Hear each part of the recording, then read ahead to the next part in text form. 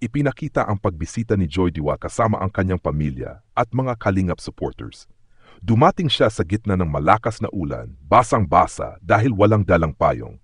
Kasama niya ang kanyang pamangkin, si Bibi Diwata, at kapansin-pansin ang kanilang lambingan bilang magtita. Nabanggit na walang pasok si Joy dahil Sabado at siya ay kasalukuyang nursing student. Nang tanungin kung kamusta ang kanyang pag-aaral, sinabi niya maayos naman at hindi ganoon kahirap sa ngayon. Isa sa mahahalagang bahagi ng usapan ay ang tungkol sa pabahay project sa date. Ayon kay Joy, masaya siya dahil magkakaroon na sila ng sariling bahay at hindi na kailangang magrenta. Ipinahayag din niya ang lubos na pasasalamat sa mga sponsor na patuloy na sumusuporta sa kanila, partikular kina Kuya Nuli Vlogs, Kalingap Rob, Kuya Val at buong Team Kalingap. Dagdag pa rito, pinuri ang pamilya ni Joy dahil malinis at maayos ang kanilang naunang bahay na itinurn over sa kanila at nananatiling maayos din ang kanilang sari-sari store bilang kabuhayan. Binanggit din na patuloy na minamahal at tinutulungan si Joy ng mga sponsor kahit na may ilang taong bumabatikos sa kanya. Nang tanungin si Joy tungkol sa mga basher, simple lang ang kanyang naging pahayag. Huwag na silang mambash at intindihin na lang ang kanilang buhay upang maging masaya rin sila. Sa pagtatapos ng video, muling pinaalala ang kahalagahan ng suporta mula sa mga sponsor at sa buong Team Kalingap na siyang naging daan upang makilala si Joy at matulungan ang kanyang pamilya. Binanggit din ang kanyang pagbabago na mas blooming, maayos at mas masaya ngayon, lalo na't natutuloy na ang kanyang bagong bahay sa Daet. Gusmula. Sa isang vlog, ipinakita ang pagbisita ni Joy Diwata sa kabila ng malakas na ulan.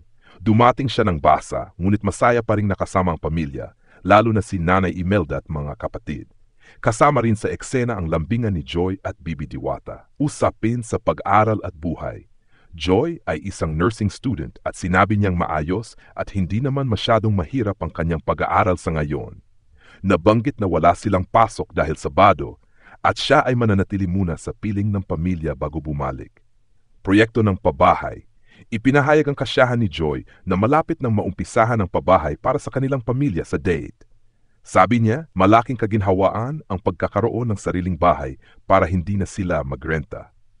Pinuri ang mga sponsor, lalo na ang Team Kalingap, Kuya Rob at Kuya Val na patuloy nagbibigay ng suporta. Pasasalamat at payo sa mga basher.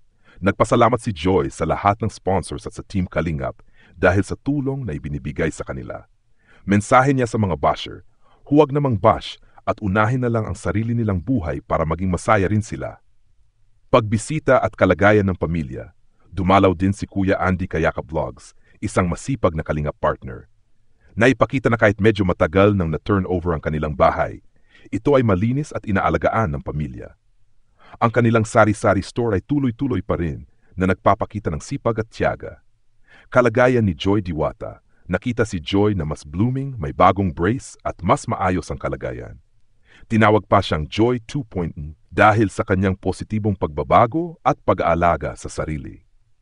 Konklusyon, malaking bagay ang tulong ng Team Kalingap at mga sponsors sa buhay ni Joy at ng kanyang pamilya. Bukod sa bahay na na-turnover, may panibagong pabahay pa silang matatanggap sa Daet. Hinimok ang lahat na patuloy na suportahan si Joy Diwata sa kanyang pag-aaral at sa kanyang Sa isang vlog episode, ipinakita ang pagbisita ni Joy Diwa kasama ang kanyang pamilya at mga Kalingap supporters. Dumating siya sa gitna ng malakas na ulan, basang-basa dahil walang dalang payong. Kasama niya ang kanyang pamangkin, si Bibi Diwata, at kapansin-pansin ang kanilang lambingan bilang magtita. Nabanggit na walang pasok si Joy dahil Sabado at siya ay kasalukuyang nursing student. Nang tanungin kung kamusta ang kanyang pag-aaral, sinabi niya maayos naman at hindi ganoon kahirap sa ngayon. Isa sa mahahalagang bahagi ng usapan ay ang tungkol sa pabahay project sa Daet. Ayon kay Joy, masaya siya dahil magkakaroon na sila ng sariling bahay at hindi na kailangang magrenta. Ipinahayag din niya ang lubos na pasasalamat sa mga sponsor na patuloy na sumusuporta sa kanila, partikular kina Kuya Nuli Vlogs, Kalingap Rob, Kuya Val at buong Team Kalingap. Dagdag pa rito, pinuri ang pamilya ni Joy dahil malinis at maayos ang kanilang naunang bahay na itinurn over sa kanila at nananatiling maayos din ang kanilang sari-sari store bilang kabuhayan. Binanggit din na patuloy na minamahal at tinutulungan si Joy ng mga sponsor kahit na may ilang taong bumabatikos sa kanya. Nang tanungin si Joy tungkol sa mga basher, simple lang ang kanyang naging pahayag. Huwag na silang mambash at intindihin na lang ang kanilang buhay upang maging masaya rin sila. Sa pagtatapos ng video, muling pinaalala ang kahalagahan ng suporta mula sa mga sponsor at sa buong Team Kalingap na siyang naging daan upang makilala si Joy at matulungan ang kanyang pamilya. Binanggit din ang kanyang pagbabago na mas blooming, maayos at mas masaya ngayon, lalo na't natutuloy na ang kanyang bagong bahay sa Daet. Sa isang vlog, ipinakita ang pagbisita ni Joy Diwata sa kabila ng malakas na ulan. Dumating siya ng basa, ngunit masaya pa rin nakasama ang pamilya, lalo na si Nanay Imelda at mga kapatid. Kasama rin sa eksena ang lambingan ni Joy at Bibi Diwata. Usapin sa pag-aral at buhay. Joy ay isang nursing student at sinabi niyang maayos at hindi naman masyadong mahirap ang kanyang pag-aaral sa ngayon. Nabanggit na wala silang pasok dahil Sabado at siya ay mananatili muna sa piling ng pamilya bago bumalik. Proyekto ng pabahay. Ipinahayag ang kasiyahan ni Joy na malapit nang maumpisahan ang pabahay para sa kanilang pamilya sa Daet. Sabi niya, malaking kaginhawaan ang pagkakaroon ng sariling bahay para hindi na sila magrenta. Pinuri ang mga sponsor, lalo na ang Team Kalingap, Kuya Rob at Kuya Val na patuloy nagbibigay ng suporta. Pasasalamat at payo sa mga basher. Nagpasalamat si Joy sa lahat ng sponsors at sa Team Kalingap dahil sa tulong na ibinibigay sa kanila. Mensahe niya sa mga basher, huwag namang bash at unahin na lang ang sarili nilang buhay para maging masaya rin sila. Pagbisita at kalagayan ng pamilya. Dumalaw din si Kuya Andy Kayaka Vlogs, isang masipag na Kalingap partner. Naipakita na kahit medyo matagal nang na-turnover ang kanilang bahay, ito ay malinis at inaalagaan ng pamilya. Ang kanilang sari-sari store ay tuloy-tuloy pa rin na nagpapakita ng sipag at tiyaga. Kalagayan ni Joy Diwata, nakita si Joy na mas blooming, may bagong brace at mas maayos ang kalagayan.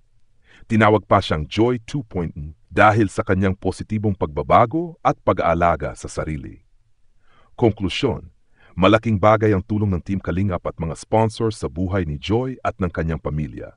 Bukod sa bahay na na-turnover, may panibagong pabahay pa silang matatanggap sa Daet. Hinimok ang lahat na patuloy na suportahan si Joy Diwata sa kanyang pag-aaral at sa kanyang pamilya. Sa isang vlog episode, ipinakita ang pagbisita ni Joy Diwata kasama ang kanyang pamilya at mga Kalingap supporters. Dumating siya sa gitna ng malakas na ulan, basang-basa dahil walang dalang payong. Kasama niya ang kanyang pamangkin, si Bibi Diwata, at kapansin-pansin ang kanilang lambingan bilang magtita. Nabanggit na walang pasok si Joy dahil Sabado at siya ay kasalukuyang nursing student. Nang tanungin kung kamusta ang kanyang pag-aaral, sinabi niya maayos naman at hindi ganoon kahirap sa ngayon. Isa sa mahahalagang bahagi ng usapan ay ang tungkol sa pabahay project sa Daet.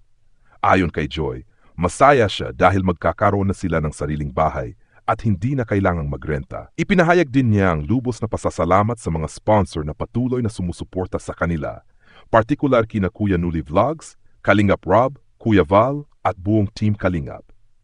Dagdag pa rito, pinuri ang pamilya ni Joy dahil malinis at maayos ang kanilang naunang bahay na itinurn over sa kanila at nananatiling maayos din ang kanilang sari-sari store bilang kabuhayan. Binanggit din na patuloy na minamahal at tinutulungan si Joy ng mga sponsor kahit na may ilang taong bumabatikos sa kanya. Nang tanungin si Joy tungkol sa mga basher, simple lang ang kanyang naging pahayag. Huwag na silang mambash at intindihin na lang ang kanilang buhay upang maging masaya rin sila. Sa pagtatapos ng video, muling pinaalala ang kahalagahan ng suporta mula sa mga sponsor at sa buong Team Kalingap na siyang naging daan upang makilala si Joy at matulungan ang kanyang pamilya. Binanggit din ang kanyang pagbabago na mas blooming, maayos at mas masaya ngayon, lalo na't natutuloy na ang kanyang bagong bahay sa Daet.